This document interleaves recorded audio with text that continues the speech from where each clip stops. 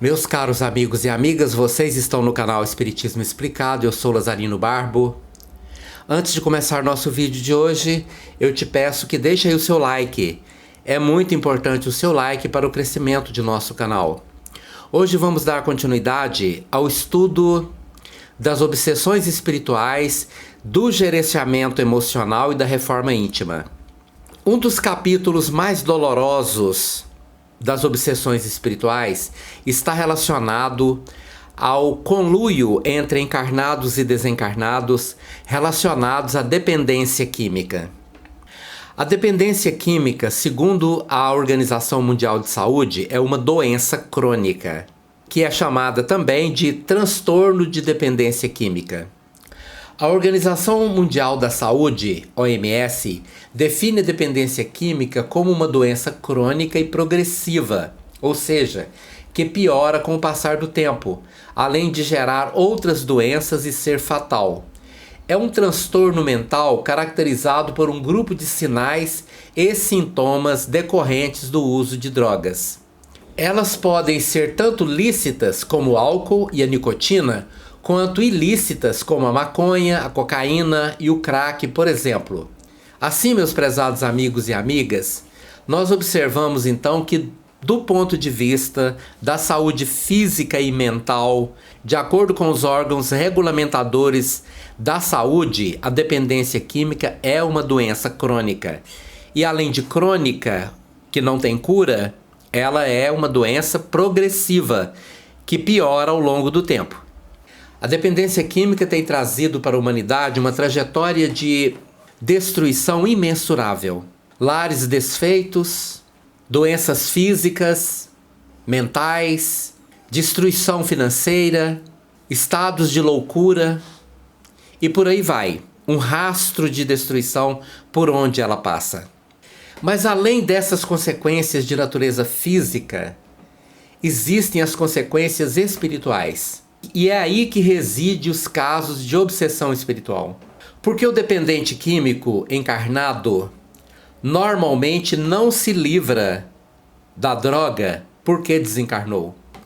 Além de subjugar o corpo do dependente, a droga tem também a tendência a subjugar o espírito, a alma, o perispírito, que uma vez contaminados com a droga, faz com que depois do desencarne a pessoa continue sendo dependente químico. E o dependente químico desencarnado, ele não tem como consumir a droga quando ela está aqui no plano físico. Não há possibilidade de que ele, por exemplo, tome um copo de bebida, de que ele cheire a cocaína, de que ele sugue a nicotina fumando um cigarro. Não há possibilidade de que ele tenha acesso a nenhuma droga, estando ele aqui no plano encarnado. Para poder absorver a droga, é necessário que ele esteja ligado a um encarnado. Entre a dimensão física e as dimensões espirituais, existe um abismo intransponível. A única possibilidade que pode existir de haver algum tipo de transposição de qualquer elemento químico do plano físico para o plano espiritual, ou do plano espiritual para o plano físico, isto só é possível acontecer através de um médium. Porque o corpo físico é dotado de uma energia capaz de fazer uma ponte entre as duas dimensões. Essa substância se chama ectoplasma. O ectoplasma, ele é o elemento de ligação entre o mundo físico e o mundo espiritual.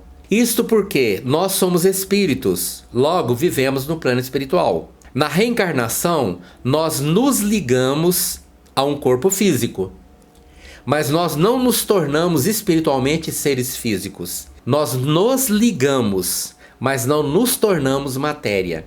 Nosso corpo é feito de matéria. Eu sou espírito, imortal, e eu não me torno matéria, eu apenas me ligo.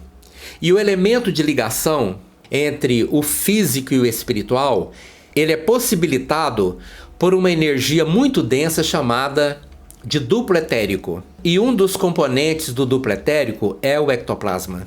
Então o ectoplasma se torna o elemento principal de ligação entre o mundo espiritual e o mundo físico. Qualquer fenômeno que represente a ligação de qualquer evento relacionado ao mundo espiritual realizado no plano físico só é possível através do ectoplasma. Isto significa que se você colocar um copo de bebida sobre a mesa, o espírito não tem como beber aquela bebida. Mas se você tomar, você absorve naturalmente pelo seu corpo, a droga se mistura com o seu ectoplasma, exala na sua aura e a partir daí se torna acessível aos espíritos. Até mesmo num ritual relacionados às religiões de matriz africana, que colocam bebidas e comidas nas encruzilhadas, para que os espíritos se sirvam, aqueles elementos só são acessáveis pelos espíritos depois de passar por rituais de energização, onde os médiuns misturam o conteúdo físico da comida ou da bebida ao seu ectoplasma, permitindo que aquela bebida ou alimento, uma vez misturada com o ectoplasma, seja agora acessível ao mundo espiritual. E o espírito desencarnado dependente químico, ele sofre as mesmas consequências relacionadas à abstinência, onde ele passa por desequilíbrios profundos por ausência da droga, levando em consideração que no plano espiritual, qualquer emoção, sentimento, dor, alegria ou tristeza consegue ser muito mais intenso do que aqui neste mundo.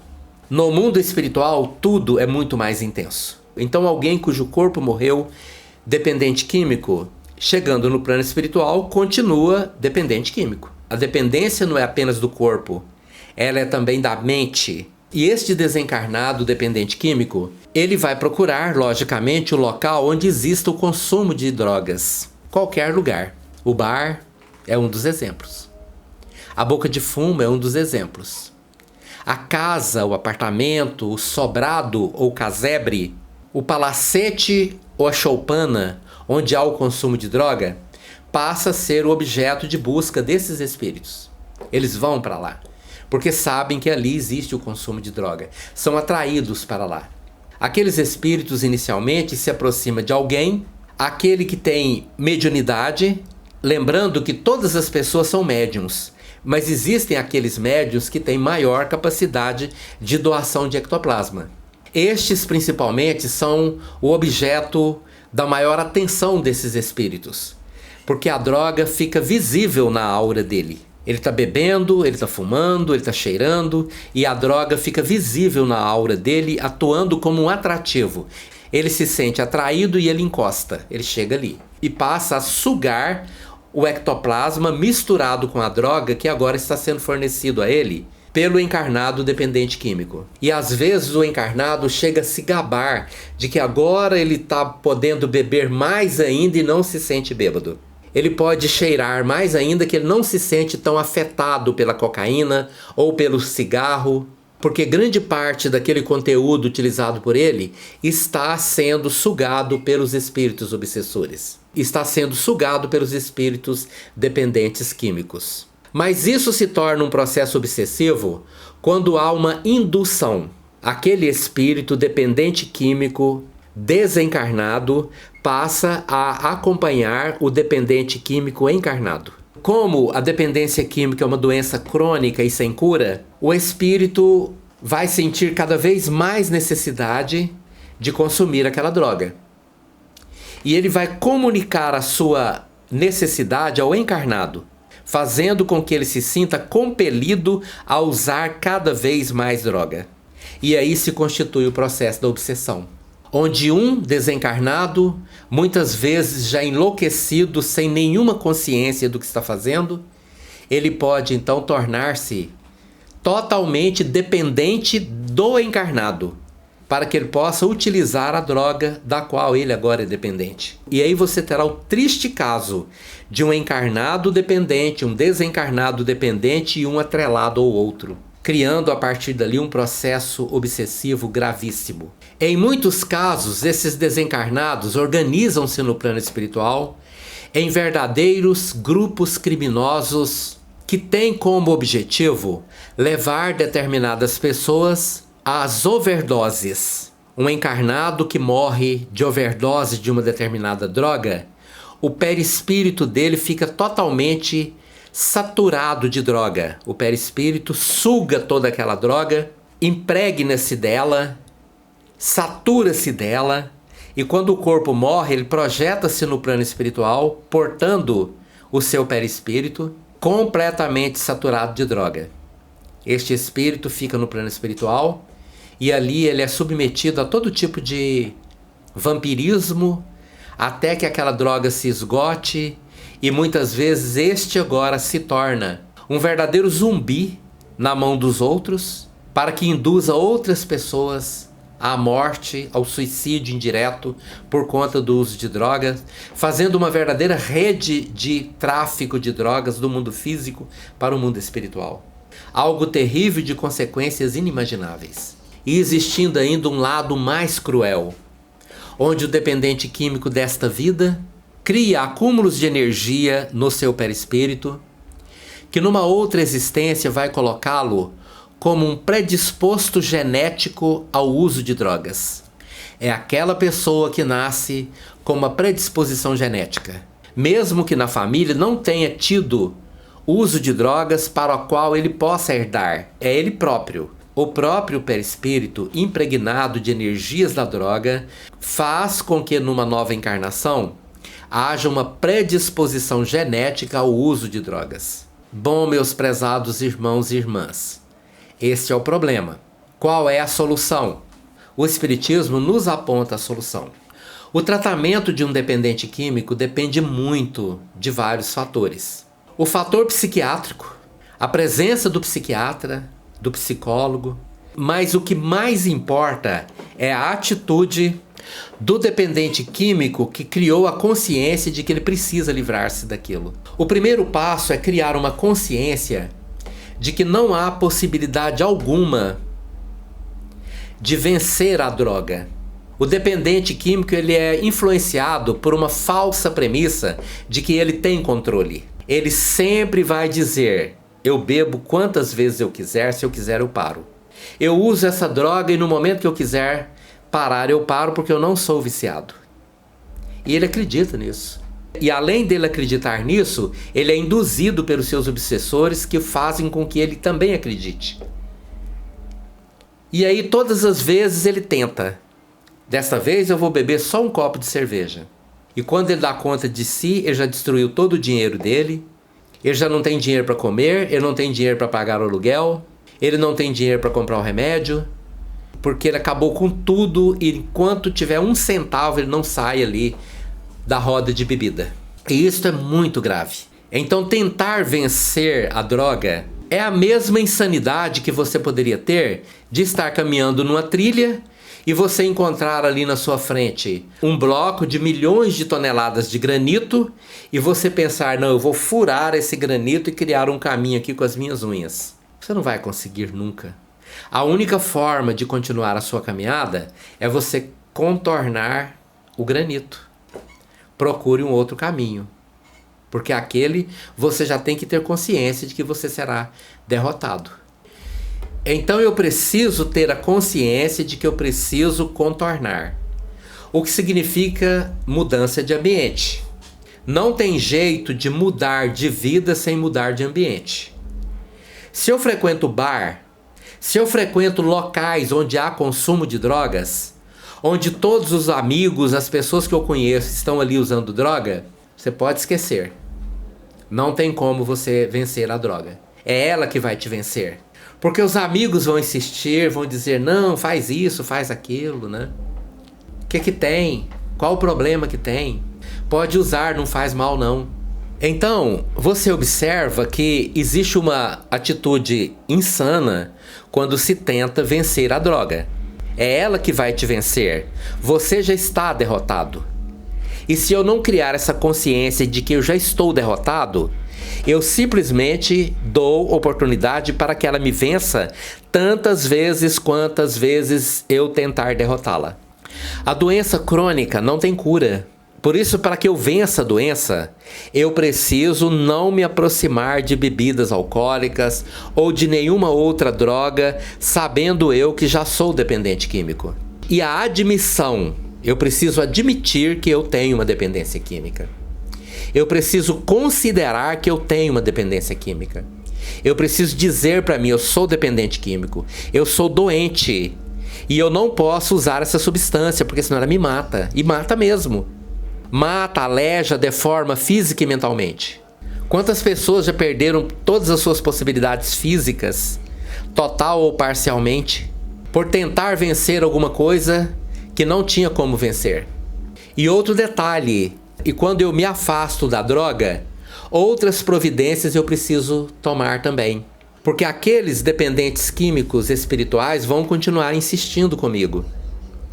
E enquanto eles não desistirem, e só desistirão quando eles tiverem certeza absoluta de que eu não vou atender aos seus impositivos mentais, e para isso eu terei que ter muita persistência, e às vezes demora, até que isto aconteça, eu vou sofrer ainda a influência deles. Eu preciso lembrar que ninguém me fez usar droga. Eu procurei, eu atendi aos chamamentos. Eu fui lá, ninguém é culpado das minhas escolhas. Eu sou o único culpado de minhas escolhas. Porque enquanto eu ficar culpando os outros, isso apenas alimenta a minha baixa estima para que eu me sinta revoltado usando uma droga, na tentativa de que os outros se sintam culpados por uma escolha minha, e isso não vai acontecer. Porque ninguém vai sofrer pelas minhas escolhas. Eu serei apenas o objeto da piedade das pessoas que me amam, por não poder fazer nada para me ajudar, porque agora eu sou uma pessoa completamente voltada para algo altamente destrutivo e eu não tenho como fazer nada para reagir. Por esta razão, a determinação da pessoa para não se aproximar da droga e não se deixar vencer pelas influências dos espíritos se constitui, juntamente com o tratamento medicamentoso e com assistência psicológica, as bases de livrar-se dos processos obsessivos relacionados à dependência química. E aí entra o tratamento espiritual. Não apenas ir no centro uma vez e pensar que já está resolvido o problema. Tratamento contínuo de assistência espiritual, autoevangelização, mudança do comportamento mental, sair daquela esfera da reclamação, da revolta, tornando-se uma pessoa melhor, mais espiritualizada, procurando elevar o padrão da mente, procurando elevar o padrão dos pensamentos, dos sentimentos e das emoções, para que ele possa desvincular-se daquele mundo inteiro. Não é apenas um detalhe, não é apenas um espírito relacionado a um processo obsessivo. É todo um sistema de aprisionamento mental que envolve revolta, maus sentimentos, baixa estima, culpabilizar os outros pelas nossas escolhas. Todo este conteúdo está relacionado ao processo que leva uma pessoa à plena destruição. Plena destruição. Porque quando a pessoa não toma uma atitude, as consequências vêm pelas leis naturais. As leis de causa e efeito que vão obrigar aquela pessoa a consertar-se. E isto vai se dar através das doenças. Às vezes a pessoa já passou por todas as advertências. A providência divina advertiu ela quando ela destruiu a família, mas ela não parou. A vida advertiu ela quando sofreu acidentes graves. Quase morreu, não morreu, mas também não parou. A vida advertiu aquela pessoa quando ela perdeu os amigos, os familiares, mas também ela não parou. Aí existe uma outra etapa. Doenças graves se instalam. É o câncer, é o transtorno mental, a loucura, porque os processos obsessivos podem se intensificar, levando aquela pessoa à loucura, as internações em sanatórios e, por último de tudo, desencarnar dependente químico, precipitando-se em regiões umbralinas e agora sendo, por sua vez, o obsessor. É muito triste o pai quando descobre que o filho está começando a usar drogas e ele quer afastar o filho das más companhias. Mas pior ainda é quando os pais descobrem que seus filhos é que são as más companhias. Porque ele deixou de ser influenciado pelas más companhias e passou a ser um influenciador de outras tantas más companhias. E para sair dessa situação, a pessoa precisa ter uma força de vontade extraordinária e voltar-se para a única fonte de fortalecimento espiritual que todo ser humano tem: Deus, qualquer que seja a compreensão que tenhamos dele. Nos voltar intensamente para a busca, a conexão com as forças espirituais elevadas que sustentam o nosso mundo, para que o dependente químico ao longo do tempo possa se fortalecer, vencer obstáculo nesta vida, depois de desencarnado e ainda numa próxima vida, até que todo o conteúdo influenciante das drogas que impregnaram o seu perispírito possam ser completamente eliminadas. E então novamente ele poderá estar livre. E diante de tudo isso que nós estamos falando, principalmente nesse período de Natal, Ano Novo, não existe beber socialmente. Não existe. Não para o dependente químico que queira livrar-se de seus processos obsessivos. Não tem como você negociar com seus obsessores. Eles estão ali do seu lado e você fala: olha, eu vou beber socialmente. Vou beber só um copinho de cerveja, um uísque, um vinho. E esta vocês não vão sugar não, tá bom? O conteúdo dessa droga vai vir para a minha aura. Mas vocês não vão sugar não, dá um tempo. E além de vocês não me sugarem essa droga, não vão me induzir a usar mais. Porque eu estou negociando com vocês. Isso não existe. Não dá para negociar. Beber socialmente é uma grande ilusão. É lei natural. Eu bebo. Eu fumo, eu cheiro. Vai para minha aura. Estando lá, está disponível para quem quiser sugar. Agora, se o meu ambiente psíquico não envolve oração, bons sentimentos, é só uma revolta permanente, um caos mental permanente, imagine só por isso o tipo de espírito que me acompanha. Por isso eu preciso cuidar enquanto é tempo. Sempre tem tempo. Mas se eu adiar demais, eu posso retornar para o plano espiritual na pior condição possível. Muito obrigado pela sua atenção. Se você gostou desse vídeo, deixe aí o seu like. Muito grato por você estar aqui.